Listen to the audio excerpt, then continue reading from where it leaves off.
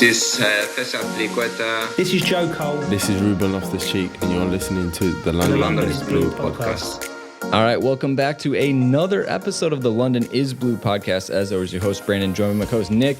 No Dan. Apparently, no internet in Seattle today, which is a big bummer since it's like the second tech capital of the U.S., so... Yeah, bad look for all of our tech friends in Seattle. Woof. Well, hopefully it comes back soon. We'll get him back on. But as you can hear, Matt Law is joining us again. This is another one of our Matt Law specials. And we're coming off of another international break, Matt. Not my favorite time, but hopefully you got some time to relax. Were you covering England? What have you been up to the last week and a half? Yeah, look, I was just talking to Nick before we started. It's been a quieter international break for me than usual because obviously the whole Newcastle thing has exploded. And I've been covering it around the edges a little bit alongside covering England, but I'm not fully immersed in Newcastle. We obviously have a Northeast reporter. So I've kind of been enjoying watching that play out and just helping a little bit with it without having to be 24 hours on it. So I've actually managed to get a little bit of downtime. But yeah, covering England, a little bit around Newcastle, which has just been the biggest story in town. It's kind of blown out, it's blown apart the England coverage over in England. Normally in international weeks, England's back page and the first thing on all the sports bulletins, but that's been Newcastle for the last week now. I mean, understandably so. Anytime a Premier League club changes ownership hands, Nick, that sends ripples through the media and obviously the fans and everything. Because now, Newcastle next season, I think they're odds-on favorite to win the league. Well, obviously, no, I thought it was. I thought it was so interesting that, Newcastle fans finally got rid of Mike Ashley. I mean, this has been protest after protest, season after season. They finally got what they wished for. So, all's well that ends well? Question mark? Well, we will find out because we're going to talk to Matt more about that as well. But, just real quick, we're going to kick off with the season so far like how we usually do. We'll look at the next run of fixtures. And after the break, again, Newcastle, Chelsea's blue. Dan kind of is tripping me up on this. Chelsea blue d'Or instead of Ballon d'Or. Then we'll obviously look ahead at January in the Club World Cup. What is going on with that? So anyways, Nick, let's kind of jump into it, kind of recapping where we've been at so far. Again, coming out of an international break, we need some momentum heading back into Brentford. It's been so stop-start. I mean, it's obviously our second international break. We have one more to come in November before another one in January and another one in March. I mean, the World Cup cycle for next year is heating up, Matt, but we're going to talk about Chelsea's season so far. Won the Super Cup. That was good. Top of the Premier League at the October break. Also good. 5 wins, 1 draw, 1 loss. Obviously, the loss to City, the draw at Liverpool. Advanced in the League Cup by the skin of our teeth. And then Champions League got off to a kind of a bumpier start in our group. Obviously the tough win against Zenit and a very bad performance against Juve. So I guess anything out of there that stands out, anything that you're looking at that might be troubling? Well, look, at the end of the day, 7 games, top of the Premier League. You've already played Liverpool away, Manchester City at home, and Tottenham away. I mean, I think you'd been taking that. I mean, that's league terms. It's not all been perfect. Not all the performances have been perfect, but 7 games in, having played three of what you would call your bigger games, and to be top of the league, you can't really ask for a lot more. People do ask for a lot more because people always want perfection. But in context, that's an incredible start. It's a great platform for the rest of the season. So in terms of results and in terms of where you are, I think fantastic. I thought the victory over Southampton just before the international break was a really important victory, just because of what those 2 defeats before that game. And as you say, the performance against both of those clubs, against City and Juventus, was troubling, those performances. And when it was 1-1 against Southampton after they equalised, and with the decisions going against Chelsea, you're worried for the momentum. I mean, you spoke about us just getting momentum after the international break, but you need that good feeling. I always think it's quite important to try and have a big win before an international break, and that gave them the momentum. The only thing I would say is that game, I think, almost threw open the team selection. All of a sudden, Chelsea for so long under Tuchel, you could always pick, if you wanted to pick the best team, it was pretty easy to pick the best team. And that game and the last few weeks has, for me, thrown it wide open. It's not that easy to pick what you would call Chelsea's best team at the moment, probably mainly in midfield, because Jorginho, I think, has shown signs of a bit of fatigue, which is understandable. Kovacic is a really hit or miss player for me. Some games he's amazing. Other games his defensive weakness becomes a real problem. Kante, again, the fitness is an issue. So the midfield is a tough mix at the moment, a tough situation.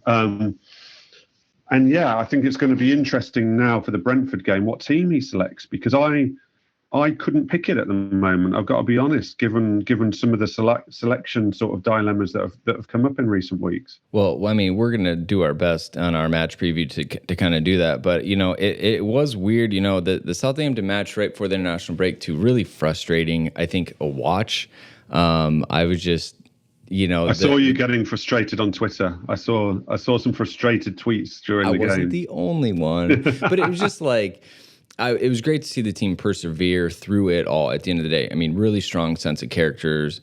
You were at Juventus for the draw, which, we were kind of on this weird path where it was like, oh, are Chelsea going to come out of this? And then to be at the top of the table at the break, I think for me was a really strong sign. Thankfully, results going our way. I think City and Liverpool drew right before the break, and United kind of stumbling a little bit as well. So, I mean, all things considered, it sounds like people are starting to question Tuchel, and it seems a little unreasonable at this point of the stage and where we're at. I don't know. I think Tuchel would accept it. I don't think anyone, obviously some people on Twitter will be, but I don't think anyone with credibility is questioning him to a point where they're being disrespectful or being over the top about it. But I think Tuchel would expect when Chelsea lose 2 games in succession without scoring a goal and with only really having sort of one shot on target.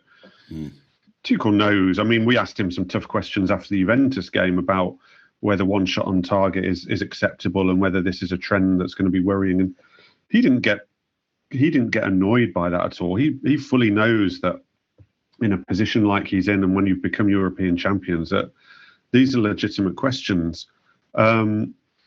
Look, I think it's actually been a good international break for Chelsea. Lukaku has scored for Belgium and played well for Belgium in it, and he had obviously not scored for a couple of games for Chelsea, so he will come back with a lot of confidence, you would imagine. Timo Werner, who obviously got some confidence in that Southampton game, has then scored again for Germany, and you would imagine he will come back feeling really good about himself after the Southampton game and scoring for Germany. Yeah, that's and Kai Havertz. Yeah, and Kai Havertz, who has been a real disappointment for me so far this season, bar the first game of the season. He scored for Germany too. I don't know how he performed. I didn't watch the game, so I can't say he had a wonderful game. I don't know. But he scored, so you'd imagine he will come back with confidence. Pulisic looks as though he's used the international break to get fit. Looks like he'll be fit after the international break, which will add a little bit more unpredictability, maybe either off the bench or to the starting lineup when he can play with his pace. So I actually think it's been a very positive international break for Chelsea. Maybe it's come at a good time for a few players as well to just go away with their countries. I think Lukaku will have enjoyed going away with his country and playing maybe with a team who's a bit more familiar how to get the best out of him and scoring a goal and getting his confidence back up. So I think it might have come at a good time for those players. I mean, that was going to be one of my follow-up questions, was just talking about the injury report and the vaccination requirements that have been put in for some of the players who have traveled to international duty. Do you think, I guess, first, that the vaccination requirements will kind of bite teams? Or are we going to see more players get vaccinated as they head out to their national team setups just because of the rule coming back? I personally hope so. I mean, I asked Mason Mount the question about it yesterday on England duty, saying to him, you were one of the 2 players who unfortunately sort of got pings while you were with England, and was that a consideration in your decision? And absolutely, it was a decision. And apart from anything, let's take the sort of health benefits, because that's a very divisive subject at the moment, and we're probably here to talk more about football. But just from a football point of view with the vaccination, surely the managers don't want just the risk of those players. If you're vaccinated now and you get pinged for being in close contact with someone, you don't have to isolate. It happened to me after I came back from Turin. I got pinged after my flight back from Turin, and I've been double vaccinated. I didn't have to isolate. Same for a footballer. And you would imagine while you're going away for international duty, just because you're traveling around that little bit more and there's not the same sort of bubbles, you would imagine there's more chance of you just getting a ping. And if you're vaccinated, it doesn't actually do anything. Tuchel was obviously didn't want to have a go at Kante the other day when he contracted COVID and couldn't play against Juventus. But let's face it, Chelsea lost against Juventus. Would they have lost with Kante in the team? We can't say he wouldn't have got COVID if he had the vaccine, because obviously Christian Pulisic has had COVID and he has been double vaccinated. But you want everyone to reduce their chances, don't you? And I'm talking purely on a football basis now. You would imagine more and more players, as they start travelling more and more and they come under pressure not to miss games, you would imagine that will become a factor in their thinking, apart from the health thing. It's just like the simple logistics of it, right? I mean, Chelsea have a lot of players who play for international teams. There are, after this break, there are at least 3 more international breaks this season. Yeah, I think you're right. And there's obviously an African Cup of Nations. Correct. Yep. And so like that to me is just the scenario, right? If we know that many of our players are going to end up traveling with their international teams, like the better chance you have of getting them back and playing right away if they're back. Exactly. Like, simple logistics. So I guess the second question was going to be on the injury front. You already touched on Pulisic a little bit. Seems like he'll be fit and fighting. Yeah, I mean, look, I don't know yet because it's a bit too early, but the soundings is that the Pulisic is going to be back after the international break, whether he's back immediately for the Brentford game or whether it's the Malmo game or something. But the feeling is that he's going to be back. I think he's used it to get over his problem. So that's looking optimistic, albeit probably have a better idea of that in a couple of days' time when training becomes more normal and being able to talk to a few people becomes a bit more normal after international break. But yeah, so Pulisic is back. Reece James, I think I was really confused by the whole Reece James thing, because when I was out in Turin, I got told that Reece James was probably out for about 4 weeks. And then a couple of days later, he got picked for the England squad. And I just thought I'd been given bad information. But then obviously Tuchel came out and said, well, Reece James hasn't been out of the pool yet. Now that would have been getting on on Friday. It'll be 2 weeks since Tuchel said he hadn't even been out of the pool yet. So Brentford could come too soon for Reece James if that's all accurate, I would imagine. Kante, I'm honestly not sure about at this stage. I don't quite know where we are on Kante. If we go from the fact he was isolating from 10 days from the Juventus game, then from a COVID perspective, he should be back. But Kante's fitness is always a little bit hit and miss at the moment. So, and I'm struggling to think whether I've missed anyone out here. Rudiger, I think, missed a Germany game with a back problem, but I saw that the Germans were saying that was very minor and more a precaution. Didn't seem to be a suggestion that he'll be out for Chelsea, but we'll have to check on that on Friday. Like I said, off the top of my head, I'm struggling to think of any others, so correct me if I've missed anybody out. That seems to be the list. The Reece James thing was ridiculous to me. It was crazy. I think it was an embarrassment on England and Southgate. Yeah. I do not know how that situation came about. I mean, look, if me as a journalist can make a call while I'm in Turin on the would have been the Wednesday, and I can get back, look, he's looking at around 4 weeks out from when he did the injury, so not from then. If I can get that information, how an FA and an England manager can be in a position where he gets called up, and it transpired I've not spoken to Tuchel about it. I thought it was an embarrassing situation, and I thought Tuchel was brilliant in sort of actually exposing it as an embarrassing situation, because I thought it was ridiculous. Called up for the water polo team. Yeah, exactly. I like that. That was good. But yeah, I mean, it's a high ankle sprain. He's not coming back next week. I don't think there's any way. No. And you wouldn't want him to. No, I mean, played it. I know that they were relieved. I know that there was a real fear when he did the injury that he could have suffered real bad ankle ligament damage. I know, in the immediate aftermath of the injury, there was a fear he was going to be out for months. So when I spoke to someone and they were saying, oh, well, it looks around 4 weeks, they were saying it was a real positive, to be quite honest with you, because I know there was a fear it could have been a lot worse. Well, yeah, for sure. And again, it's just kind of like this back and forth. I mean, Nick, you say you wouldn't want him. England has their own priorities, to be fair. And that always goes back to the club and country debate, which, again, we don't need to reinvigorate. But again, it's alive and well, and this is a prime example of it. I'm sure we're not the only club that probably were disappointed in that. I'm sure other people have their own issues with their national teams. But just lastly, before we hit the break, Matt, Brentford, Malmo, Norwich, Southampton in the EFL Cup, and Newcastle. Brentford away, Newcastle away, the rest of them at home. Really favorable run of fixtures for Chelsea in this sense. And I think, you're talking about one shot on goal, not performing well against City or Juventus, a real opportunity to kind of seize a lot of points and a critical point of the season. And then also my worry is the narrative from usually opposing fans that Lukaku only scores against small teams. So watch him just tear it up and everyone still write him off. Brentford, I think, will be a difficult match. Mm-hmm. I've seen Brentford twice live this season. They remind me a little bit of Sheffield United in the season they came up. They've got a lot of momentum behind them from their promotion. They've got a very strong spirit behind them. They've got a style of play which they're extremely good at, which can catch teams out, and they're physical. They're big. They're a very big team. They're physical.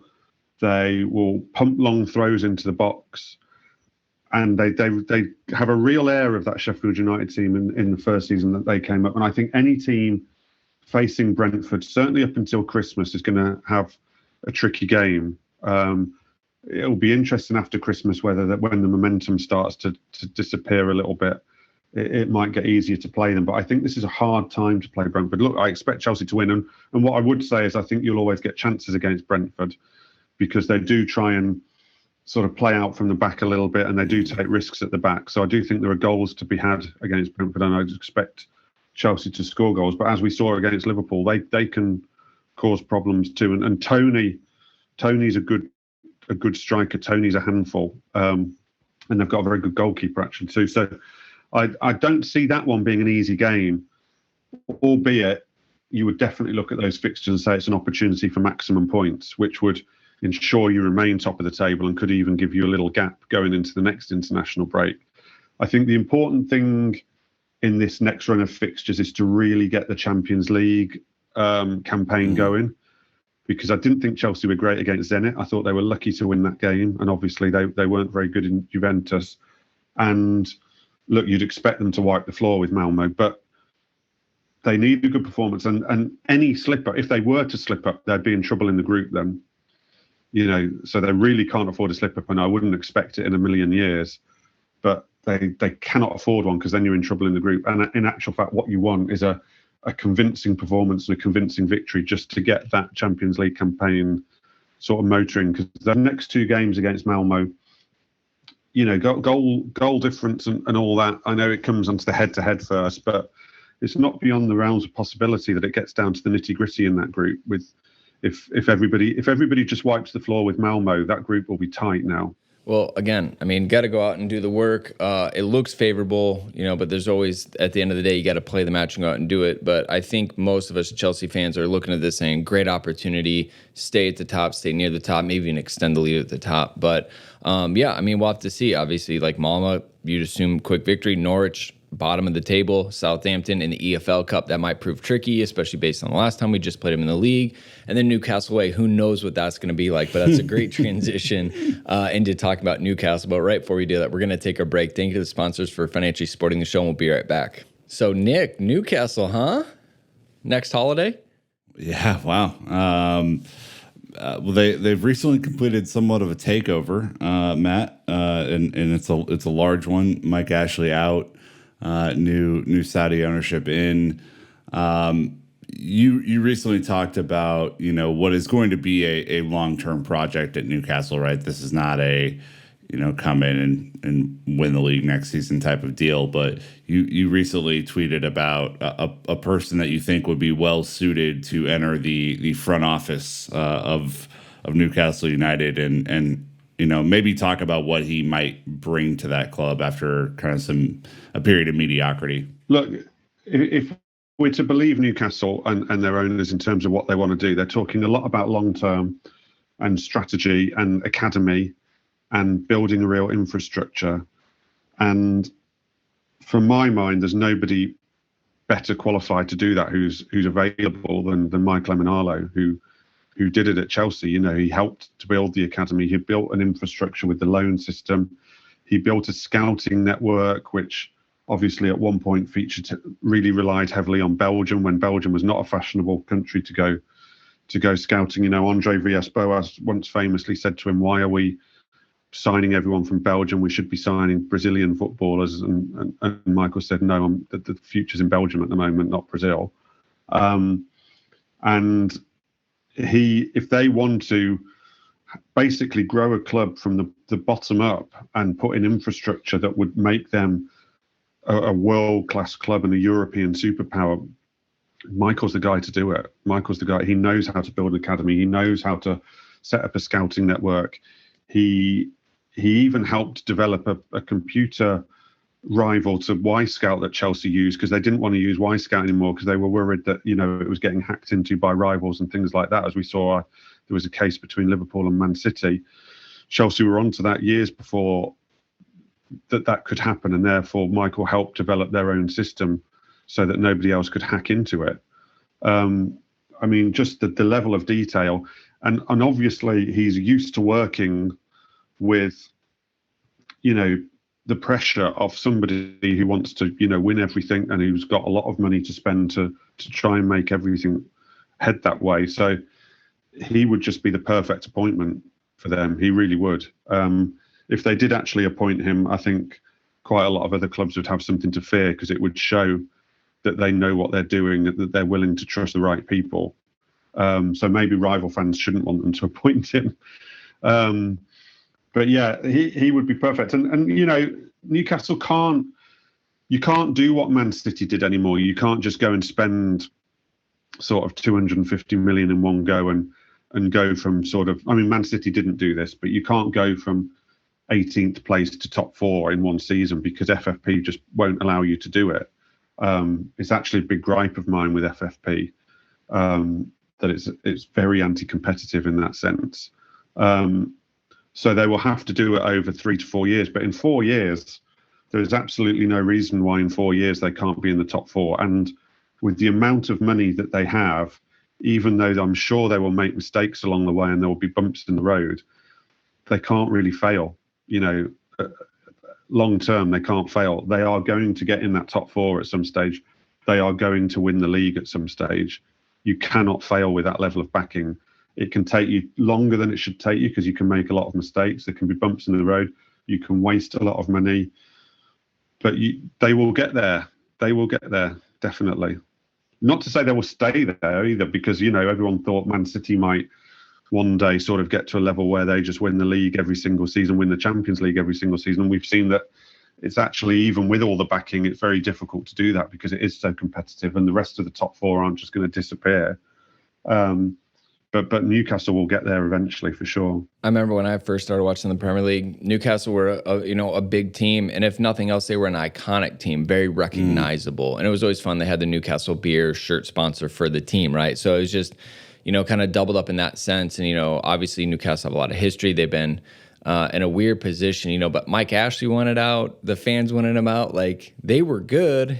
He just couldn't find the right deal. And I think it was $300 million for the club at this point. So, and again, that they have a big stadium. They have the infrastructure. They're in a colder part of the country, which is the funny clip that's making the rounds when Griezmann said, "Hey, on Football Manager, I signed Mbappe to Newcastle," and Mbappe just goes, "Too cold," and shook his head. They'll figure it out. But Matt, to your point about Emenalo, sneaky. And we know how big of a fan of him you are.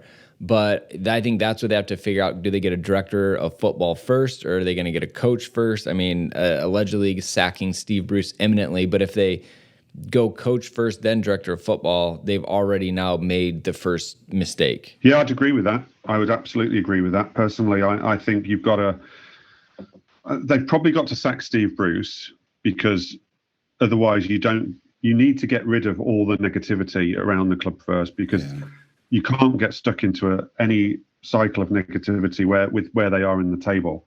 But they have an assistant in Graham Jones who probably could take over in a sort of longer term caretaker capacity and do an adequate job. But for me, I agree that the way round you should be doing it is you should be appointing a chief executive, a sporting director, and then a manager.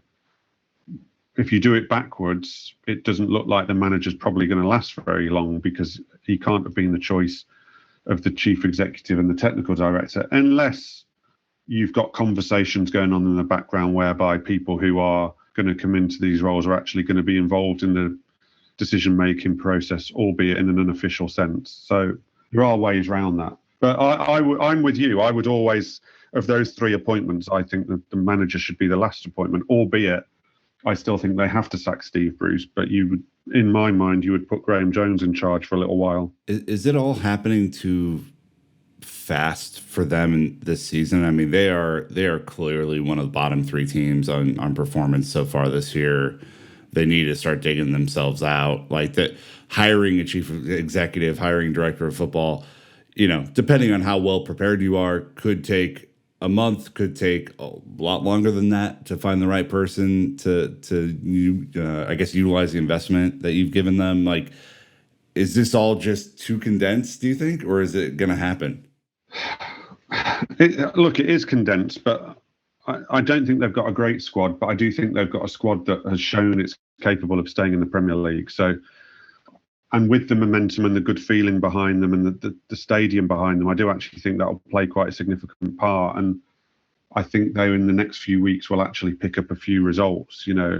I could even see them beating Tottenham on Sunday, because they've got players. They've got Callum Wilson who can score goals. They've got Sam Maximin who can do something out of nothing. They've got a couple of midfielders who are okay. If they can just get a wind of momentum behind them, they will pick up the odd result. And there are sort of 5 or 6 quite bad teams in the Premier League, and this should be enough. And then you as long as they can get to January and they're in touch and they're not marooned in the bottom three, that they should be all right from that perspective. But yeah, it is a race against time. I mean, obviously, in the middle of a season, and with them having not won a game yet this season, does put a lot of pressure on them to try and make quick appointments. Well, the joke from Matt Cav 11 on our Discord saying is Alan St. Maximin the biggest winner here because he's no longer going to have to carry the team on his back. So obviously a lot has come down to him. Moving on, Chelsea Blue d'Or, a terrible ripoff on Ballon d'Or, but what the point is here is that Jorginho, N'Golo Kante, Mason Mount, Cesar Azpilicueta, Romelu Lukaku have all been named in the 30-player Ballon d'Or shortlist, while there are 5 players, Fran Kirby, Pernilla Harder, Sam Kerr, Magda Eriksson, and Jessie Fleming, all nominated for the 20-strong Women's Award. Does a Chelsea player win either award? I mean, we've got a lot of names in the hat. You have. Look, I would be surprised on the women's if you do, because they didn't win the Champions League, did they? And I always think that does play a big part in these sort of global awards. So I'd maybe be quite surprised. That's not to say they're not deserving, but I'd be quite surprised on the women's side if you did have a winner. The men's side is interesting. Do you know what, though? The standout for me is, how is Edouard Mendy not in that list? How is he not in the list? Bias. I mean, goalkeepers aren't Keylor sexy. Navas. Yeah, Keylor Navas came out, I think, a couple days ago and said there should just be a separate Ballon d'Or for goalkeepers because the consideration's never there. It's just very different. I mean, I don't like the Ballon d'Or anyway. I don't really value it, if I'm quite honest with you. I don't think individual awards in football are particularly valuable, and I always think the Ballon d'Or seems. I always find it a head scratcher, to be quite honest with you. And I just cannot believe how you can vote for the 30 best players in the world and not have Edouard Mendy in there. It drives me insane. I mean, look, if you were asking me who it would be, I would always say Kante, because I just think in those in the biggest of big games last season, he was just absolutely phenomenal. So he would be my pick. But I mean, it's incredible when you go through those names in the men's and women's side, how many chances. That's just insane.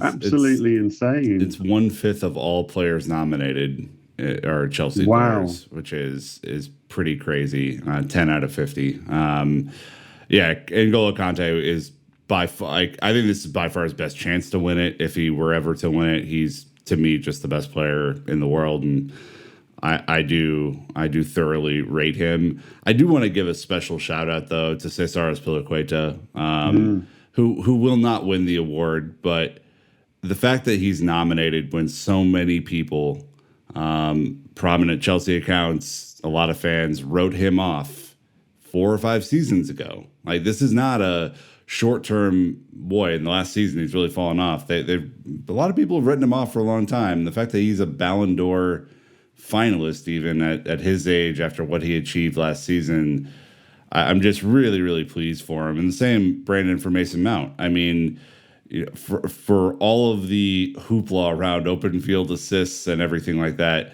it's almost as if the Ballon d'Or committee looked at him and said, that's a top quality footballer right there. Yeah, on Azpilicueta, just let me, if I could just dive in. This time last year, Azpilicueta was a substitute, wasn't he?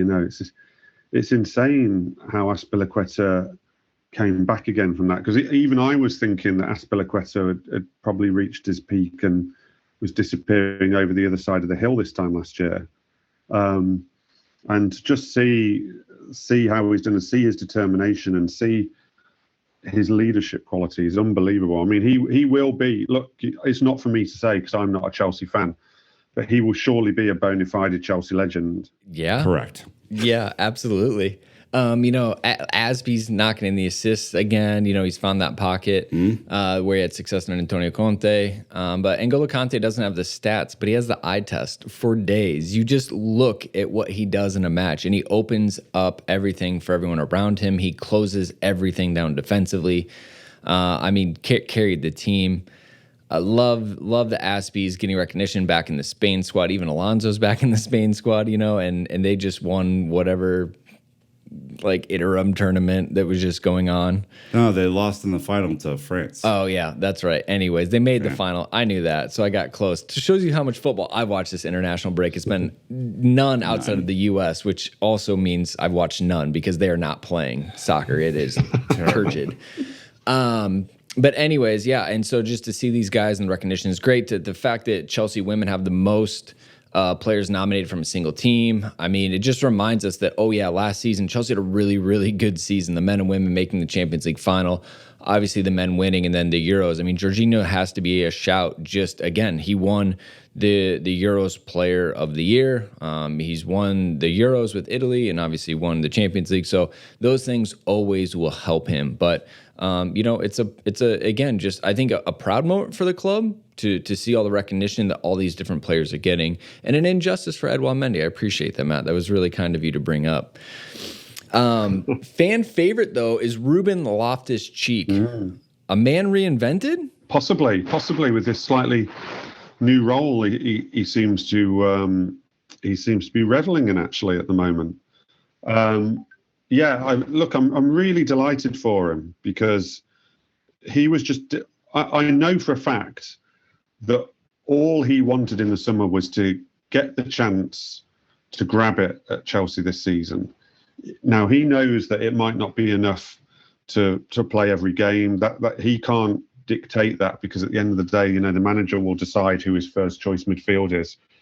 And it might be a case that there's nothing Ruben can almost do to get ahead of it when they're all fit. But I know Ruben, almost for his own peace of mind, wanted to have that chance and to grab it and to show it. And then from what happens from now almost is kind of what will be. But he has done that. He has got the opportunity against Villa in the Carabao Cup initially. And then he's obviously against Southampton had the opportunity from the start, and he has really grasped it with two hands and given Tuchel something to think about, and just also, I think, probably proven something to himself. You know, the loan at Fulham last season didn't go badly, but it probably didn't go as well as he wanted it to. And I think he probably had something in his head he did want to prove to himself. And I think just in that last few weeks before this international break, I think he's probably done that. And it will be really fascinating now. You know, if you were to pick the team for Brentford purely on form, then Ruben has to be in it. But we know that managers don't. Yeah, and he didn't travel. He's not played any international football. You would imagine he's feeling absolutely fantastic. But we also know that not every team selection is made on form, because you have to look at balance and you have to look at, you know, if Kante's available, does that change things, and blah, blah, blah. But if you were to go through purely on form of Chelsea players at the moment, then Ruben makes the team.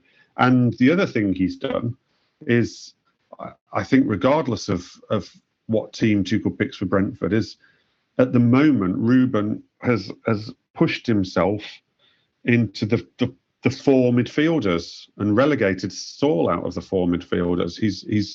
He's pushed his way in there at the moment, and it's whether he can then stay in there or whether Saul can sort of fight his way back. But I mean, Ruben, I'm really, really delighted for him, because he deserved this luck. And let's face it, I think the club owed him a little bit of this as well. For the game he got injured in and the nature of his injury at a time when he was flying, I think the club did have to take a little bit of responsibility for that, albeit that game was for a great cause and for a great reason. But I think they owed him a little bit for that, and they've been good for that. They've treated him well on the back of that. He got a new contract, and they've made sure he's had opportunities, and he's really deserved it. He's really just deserved a break. That pitch was super unsafe. I talked with Cody Cropper, who played with New England. You know, they laid sod for that. It just wasn't executed well, and he was the victim of that, unfortunately. Nick, it is impressive with Ruben. His preseason performances were not great. We were not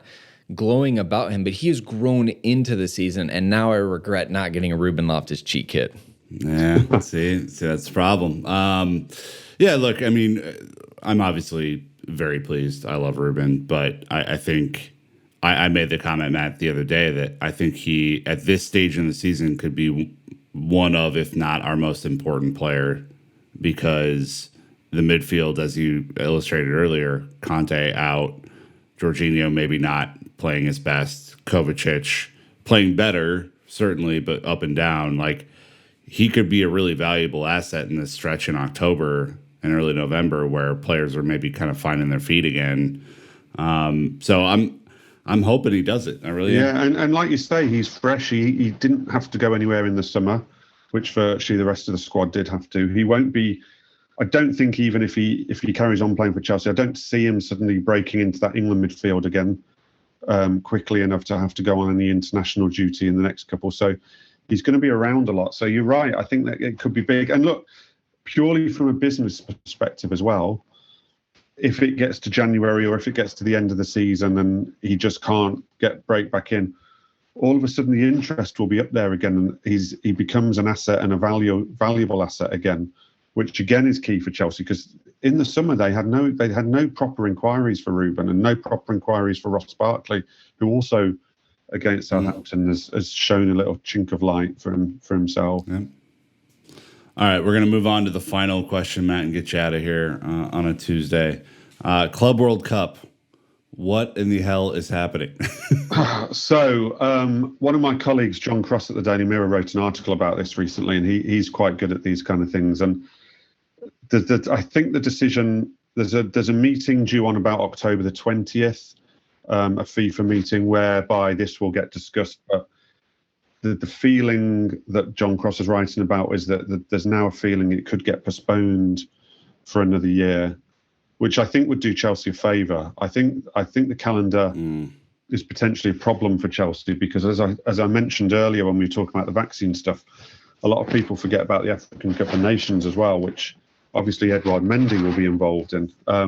Someone remarked to me actually the other day after Kepa had one of his good games is that, I think it was maybe after the Tottenham game, someone said that's huge because they're going to be 2 or 3 games for sure that Kepa has to play when Mendy goes away. So it's huge to keep Kepa in some sort of form and confidence. And so if you've got the African Cup of Nations, which I think is a little problem for Chelsea, and then you factor the World Club Cup on top of that, I think that would make the schedule very difficult for Chelsea and potentially impact the title race. So it's probably something we will ask Tuchel about on Friday, but whether he can say it publicly, but I would imagine privately the club wouldn't be too disappointed if that competition was postponed. It looks to me like a nuisance for them. It doesn't look like there's a lot to be gained from it from them.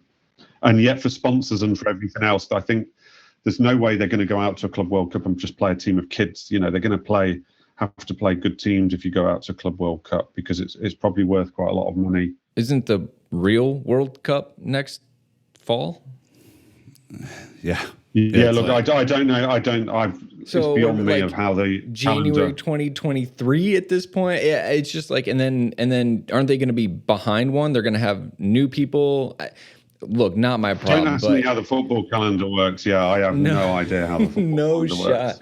But I just, well, at the same point, yeah, like locking it in January would be really hard on Chelsea and Tuchel, and obviously Premier League, right for Champions League and stuff like that.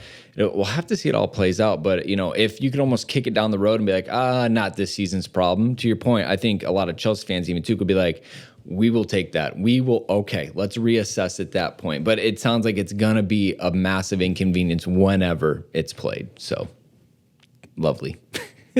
You're right. It's going to always be an inconvenience, but who knows how the schedule is going to work out? It's a real head scratcher. But yeah, look, I don't think it will help certainly Chelsea this season to have to do that, particularly with the timing, and particularly in the same year as an African Cup of Nations. So let's see. Yeah. Well, many priorities to juggle as always, Nick. As always. Well, big team problems, we'll call it that. Well, anyways, Matt, thanks for joining us again on this Tuesday. Really appreciate the time and insight. We're excited. Club football is back. Looking forward to get into it with Brentford. So we'll come at you with a match preview before that one. But anyways, always go follow Matt. Go thank him on social media for coming on and sharing his time. But that's going to wrap us up. So until next time, Chelsea fans, you know what to do. Keep the blue flag flying high.